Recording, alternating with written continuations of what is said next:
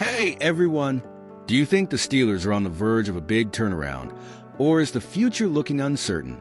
Well, today we've got some intriguing updates about the Pittsburgh Steelers, including some surprises from players, potential draft targets, and, of course, the future of Coach Mike Tomlin. Stick around because we've got a lot to dive into, and trust me, you don't want to miss this one. Let's kick things off with some tough news for the Steelers in their playoff loss to Baltimore. Pittsburgh linebacker Patrick Queen was battling a brutal case of the flu before heading into that Saturday night game. Despite being hampered, he played through the illness and still managed to finish with 6 solo tackles and 10 overall.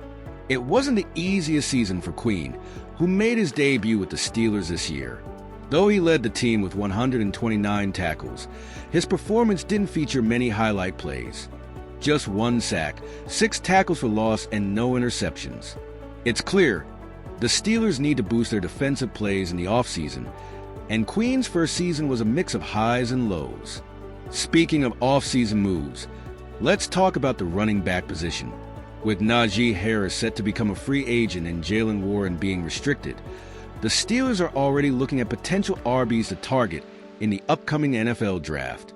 The Steelers have reportedly met with at least 2 running back prospects, Micah Bernard from Utah and Penny Boone from Central Florida. Bernard had a solid season, rushing for over 1,000 yards and adding 30 receptions, while Boone is a powerful 6 feet 1 inch, 231-pound player who earned the nickname the Baby Bus for his impressive style, reminiscent of Steeler legend Jerome Bettis. The Steelers definitely need to upgrade their rushing game after an embarrassing 29 yards on 11 attempts in their playoff game against Baltimore. But it's not just about new players. The Steelers are also seeing former players continue to make their mark. Former Steeler A.J. Witherspoon had a big moment in Monday's wild-card game with the Los Angeles Rams. Witherspoon caused a fumble on a corner blitz, which was recovered by Jared Verse for a touchdown. The Rams went on to beat the Minnesota Vikings 27-9, and Witherspoon's solid performance was a reminder of what Pittsburgh might be missing on defense. And moving on to the quarterback situation, what's going to happen with Russell Wilson and T.J. Watt? Both players made it clear in recent interviews that they want to stay in Pittsburgh long-term. For Wilson, this could mean a multi-year deal, especially with his strong relationship with Coach Mike Tomlin and the Steelers' infrastructure. Wilson also mentioned how much he loves the city and the organization. But is he the right fit for the Steelers for years to come? While the team's offense didn't look great in the latter half of the season, Wilson could be a big part of the future. But there's the question. Is paying him upwards of $38 million per year wise for the Steelers? Finally, what's the deal with Coach Mike Tomlin? After a season where the Steelers finished with a disappointing 5-game losing streak, many have started questioning whether Tomlin should stay as head coach.